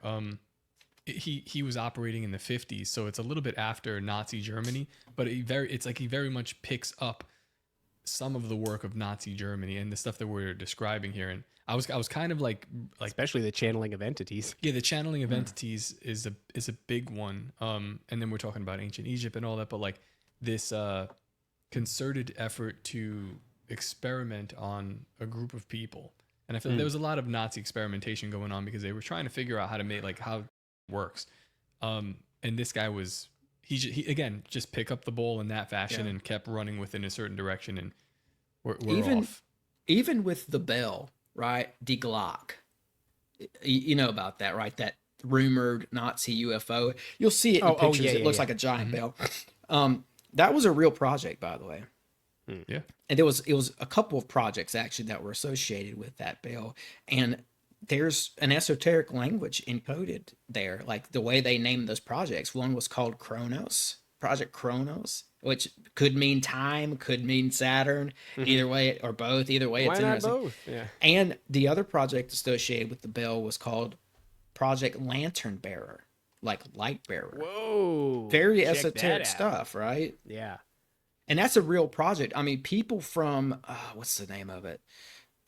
There were people at the Gross Rosen concentration camp who came out after the war and testified to seeing over the tree line, they saw a bell-like item, glowing light blue, rising up, floating over the tree line, and then going back down. Because the Nazis were working on this thing. Yeah. And I'll tell people right now, I'm not saying it was a UFO. I think it's like what Richter was talking about. They figured out how to levitate using plasmas and stuff like that. I don't think they made a straight up UFO, but they did find out how to levitate something. Because you look into some of the scientists who were working on that, and you find guys like Gerlach. And look into his work, and you'll see that he was very into gravity. Right? And Gerlach even said in a newspaper in the 1920s that they found out when they zapped Mercury with like a lot of electricity, they found trace amounts of gold. So there's alchemy wrapped up in this. I was gonna say alchemy's in there. You know, we were talking before about the Alice Bailey and Helena Blavatsky coming to this conclusion that like 2025 was going to be the golden age. Mm-hmm. Somewhere in there, there's also this prediction 2025 was going to be the return of Christ. That was actually Alice Bailey that said that. Sometime after 2025, and that the new age would be Aquarius. And there's a little old mystic. Her name was Baba Vanga, and she was a clairvoyant. She made a lot of predictions. She's like a little blind babushka lady, and she predicted a number of things: 9/11, the death of Princess Diana. She even predicted her own death down to the date. But she predicted that in 2025 we were going to have aliens, that we were going to have like this breakthrough with alien encounters. And, you know, once again, I'm just looking at that, like there's a big cross section of predictions of, I keep hearing that 2025, 2026. I keep hearing people throw that around, you know, regarding predictions, right? I don't know. I mean, I don't know what to, I know that we have a tendency to do that. I know that I'm guilty of that myself when I was, before I ever had a show, I was always into conspiracies, and I would think this was going to come. And that's what's given rise to this. Like Sam Tripoli says it. He's like, the worst thing you could do in conspiracy is set dates, which I agree with it, because I've made that mistake several times. But you know, it's not me that's saying it. That's Blavatsky. That's Alice Bailey. That's Chris Bledsoe. Baba Vanga. Yeah. It's Right. just like there's so I think much we stuff. talked about that last time. Everything is coming to a head, right? So it's like, if you're not paying attention, I'm not saying to set a date either, but it's like, hey, something's coming close, and It I don't seems know what that it way. is. I don't want to like. The I don't want to return be of Christ, or we're at like this end of this little season period, but something is happening for sure. Even that Memphis Mizraim. Who did you say was part of that? Rudolf Bonza Bottendorf. So that has a lot to do with, like, their symbol is the Orphic egg, right? It's the egg, and it's winged. It's surrounded by the serpent eating its tail, and then it's also above the chaotic primordial waters. And then within the egg are all the things that you need to make order out of the chaos. And so that's a lot of what the Orphic egg is. It's like, it's got to do with our creation mythos. If you're pagan and you have, you know, some sort of Orphic egg at the beginning of everything, but it's all about creating order out of that chaos. And if you look up like the rite of Memphis Mizraim, it's the image that you'll get is that.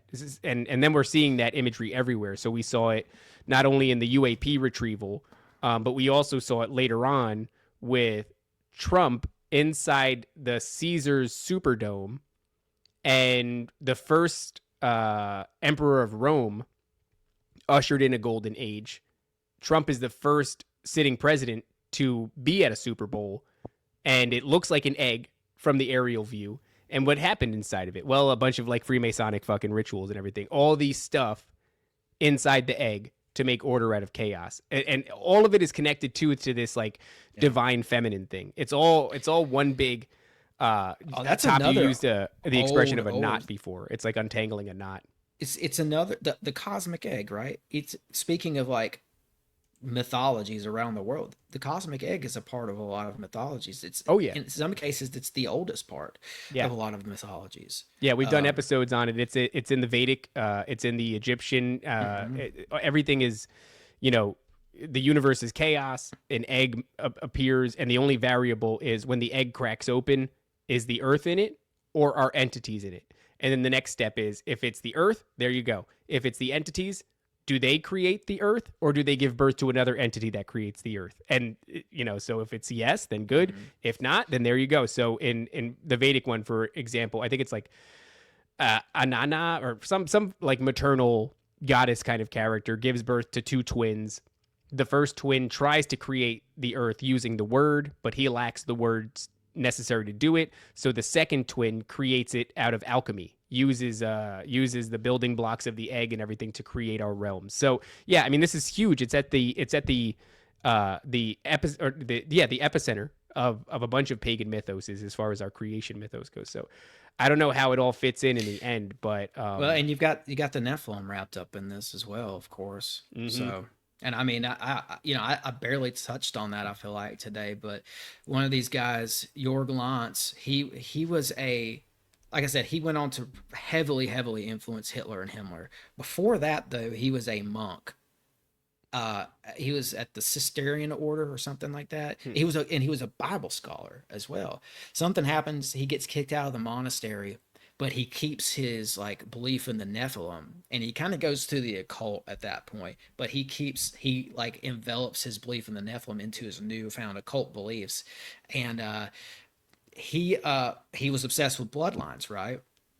And he's one of the main guys, I think, who incorporated this idea of the Nephilim into the core Nazi beliefs, because it all goes back to bloodlines. And like, even like, within the cosmic egg, right, there maybe were entities, and those entities begat maybe humanity, right? That's what this bloodline goes back to for these people. It goes back to this oldest group of humans who maybe they weren't quite human. Maybe they were, angelic hybrids. Maybe they were watchers. For me, I think that checks out for me. So, and even Cain, like when he leaves, who does he start his civilization with?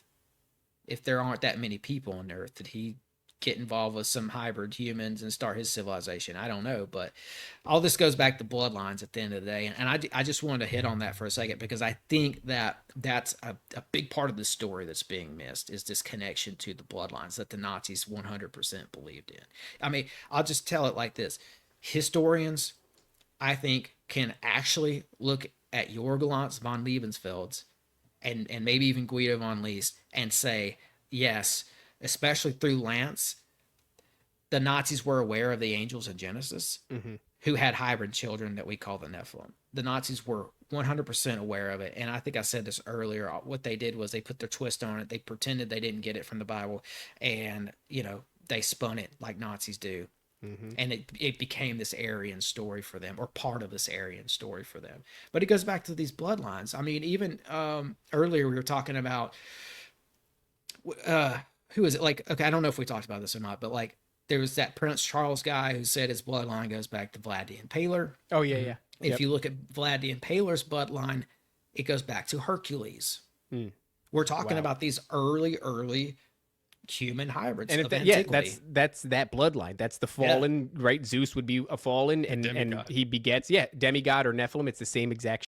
And I mean, even Carl Villiget, who was a big part of that castle we showed earlier, he said that his bloodline goes back to the time of the giants, and he said that he was like channeling his priest king ancestors. Yep. See, that's why I get upset when I look at David Icke and he's like, I'm channeling ancient Atlantean ascended masters. I'm like, you're channeling Nephilim, dog. You're channeling the deceased bloodline, members of a bloodline that goes all the way back to fallen angels. So maybe think about it a little bit, David Icke. He does this really funny trick too about like he'll tear down organized religion, and I'm like, yeah, I get it, but he also does it under the guise of like anybody who believes this, and I'm like, no, like I understand you're tearing down the Vatican, or maybe like some of the church has its issues and things like that, but you're doing it in a weird disingenuous way, and you need to stop, because you see what they're getting at when they do that. It's like a broad sweeping motion. I'm like, and then you're also getting your downloads from some other entity. So I'm just like, I don't trust you at all, not even a little bit. But you can't trust that. No, you can't. Whatever the entities are telling you. I just want to ask David Icke. I want to go like, hey, you ever consider for a second like these things lied to you about their nature? Yeah, exactly, man. Because if you can't say yes to that, like, I mean, that's a fucking possibility. If you can't say that, then I'm gonna have a real hard time listening to whatever you got to say next. That's my thing with Greer too, and getting his information from these CE5 sessions. It's like, are you going to question the source, or are we just going to go with whatever they tell you? Right. Because if that was me, I'd be temporary. I'd be like, this is what they told me. I'm not saying believe this. I don't know what the they are, but this is what they told me. You know what I mean? Like, just say that, dude, and I could feel a lot better about the information that you're dropping. But you talked about the telepathy tapes earlier. Like this clairvoyant stuff has been around for a very long time. When modern people go to like a CE5 type of a setting and they have a psychic experience, they're blown away by it, right? Yeah. And that amazement opens them up to belief. Yeah. But it's been around for a long time. Yeah, that's what happens. But Top, I know you have to get the heck out of here, so it's time to bring this in for a landing. I don't know, Tim, I just feel like if you watch this episode and you don't have at least some reasonable doubt, some questions, that's it, man. Like, if this doesn't make you go, I don't know if the Nazis were really on the up and up, then I don't know what to tell you. You know what's dude. funny? You know what's funny? Like, Douglas Murray would probably have an issue with this episode because you've never been to the region, Tim. Ah, yes. To even talk about it. But here we are casting doubt on not just the official, I'm casting doubt on the official narrative, but we're also casting doubt on this hidden history narrative, like the revisionist narrative of, well, what really actually happened, because we're getting two sides, but there is a third. And you know what? I guess we're not equipped, or we don't have the correct credentials to talk about it. So we'll keep this conversation not just enclosed in like, we cannot think that Hitler was not as bad as we say he was, but we can't question further than that. Yeah. We'll never get to this point. It's very interesting, the kind of gatekeeping that's going on at the highest level. I think it's because this is, and I don't know if these gatekeepers know what they're doing. Sometimes people are moved by spiritual entities and powers, but it seems like the part of the story that we're at now, and the Nazi Renaissance and the Hitler Renaissance and all these different things, especially in conjunction with the UFO and the Greenland shit. Yeah, it's like argue about the and the Nazis. You're good right there. Just keep arguing for another 5 years. Right. Maybe make a race war or something like that. Perfect. We're gonna head over to Greenland, and we're gonna dig up some old fucking Thule Society technology, and we're going to bring entities into this dimension by piercing the veil. And but you guys, please keep arguing about the and the Nazis. Yeah. Meanwhile, everybody's enveloped in this psyop right where the government wants them to be, not looking where at the right set of data. Really, I'm not saying that we are either, but what I am saying is, did you notice that this conversation deviates from the one that's being had on the mainstream? Because it is mainstream now. Jew noticing is mainstream. I don't know if it's back on the menu. And so if this strikes you as different than what you're hearing on the more mainstream narratives on the, then maybe there's a reason for that. Maybe you should consider it. In such a huge way that it's like, if this doesn't shake you a little bit, if this doesn't make you question, it doesn't matter which side, especially the people who are like, yeah, Hitler was completely evil. Like, these are the people I want to talk to you guys, because that's like, I don't know, let's say 70% of the population, 80% of the population now, Hitler's completely evil. I don't even want to talk about it. It's like, good, let's talk about how evil he was. Let's talk about, and I guarantee you they'd be like, I can't even hear that. Yeah, even if you think Hitler's evil, if we told you that he was, trying to resurrect the lineage, but do you know how evil? Just how evil? Like evil enough that he's trying to propagate the seed of the serpent. It's Genesis. I'm at the point now where I don't care about the people he killed. Like, I'm sorry, go ahead, Tim. No, here's the quote. So Hitler was obsessed with this quote. Guido von List was putting this quote back into the minds of the Germans during the Third Reich. It's, may Jupiter grant that the Germans recognize their strength, and they will be no longer men, but rather resemble gods. Jupiter is Zeus. Divine and godlike is their genius. That was Giordano Bruno who said that, the Hermeticist from Italy, but the Nazis brought it back because it fit perfectly into what they were trying to do. That's what I'm saying. So even, like I said, I have very shallow knowledge of these things, but I'm looking at the symbolism. It seems to be Zeus veneration. Zeus is Jupiter. They're both the same entity. They're fucking the fallen, as far as I'm concerned, right? Yeah. And so it's fallen angel worship. That's what he's engaging in. Wild. And maybe some other time, but this Anunnaki society that I did allude to, part of what they did was they went around the world looking for traces of this bloodline. And if you research the Anunnaki society, that's what you're going to find. They went to Tibet. They were measuring people's faces. They went to Iran and Iraq, where we know Gilgamesh was found recently. Mm-hmm. They were totally looking for this bloodline. The measuring of the nose and the faces makes a lot of sense when you're looking at it under this perspective. It's like, oh, well, they wanted to find. I'm like, my nose is all broken, smashed up. You could confuse me with the Jew, but I'm Puerto Rican. They're looking for something else. Yeah, I got that blood. It's different. No, they're looking for something else, baby. Like, how many fingers? We're not allowed to talk about it. Yeah. And and even in the SS, like Himmler. This is probably the last thing I say because I know I don't want to keep this going forever. But Himmler was looking for men of a certain height. Ooh. For his elite SS forces. And he actually said, because I feel like the height has something to do with the purity of the bloodline going back to the giants.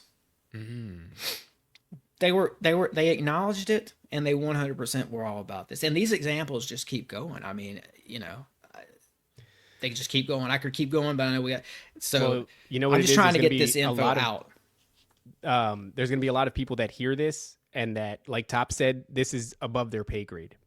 This is beyond politics. Hey, if it's just political and it's just cultural and it's just the, well, we could do something about that by bitching and moaning and pointing out how many are in things. So look at them all in the music industry. Look at them all in the Hollywood industries. But if this is a spiritual thing about bringing back and you know, strengthening the line of fallen angels, the bloodline of fallen angels, like, what are you even supposed to do about that? You know what I mean? So I think a lot of people are going to be stopping right there. This is like I guess a black belt level conversation. So if you guys are ready for that, come along on the journey. If not, rewatch this episode in, I don't know, maybe 6 months, the way the world's going, right? After it settles in a little bit. But let look, we got to bring it in for a landing, Tim. This is an awesome conversation. It's exactly what I hoped it was. So thank you very much for your time. Thank you very much for sharing your research for us. And one more time, where the hell can people find you, Tim? Come check me out. Tim Constantine. My podcast is Sixth Sensory Podcast. I'm on YouTube, Spotify, Apple, Patreon, and Instagram. And thanks again, guys. I appreciate you guys having me on. It was a fun conversation. Well, Absolutely. you crushed both episodes, dude. Both the last one and this one, both bangers. I know this is gonna be well received. Yeah, we're gonna do. We'll do it again. I feel like again we cut you off a lot. We talked a lot. Can't of help crazy it. But it's It was just good. Yeah, we're retarded. We're gonna have you back, and it would be cool if you make it out. If you made it out to Florida for Bohemian Grove, man, come hang out. That would be fun. All right. I think Doc might come out, so that's pretty cool. Justin Brown. Yeah, I'm pretty sure he is coming, but you're absolutely invited. And worth mentioning one more time at the end of the show here, guys. June 20th, 21st, Bohemian Grove. Day 1, Leesburg, Shane Florida. Cashman, David. Nephilim Death Squad, and Sam Tripoli. And day 2 is fucking Tower Gang and Owen Benjamin. And there's going to be a lot more people there as well, but that's what we got. Did you going on. guys know that there was giants in Leesburg, Florida? Did you know that? You know that? It's an actual fact. It's also the watermelon capital of the world, so Go figure. Old world Florida, baby. there you go. That's All right. right, well, is that all we got, Top? That's it, guys. Obey, submit, comply. See you later. The greatest hypnotist on planet Earth is a oblong box in the corner of the room. It is constantly telling us what to believe is real. You can persuade them that what they see with their eyes is what there is to see. You can't. Because they'll laugh in the face of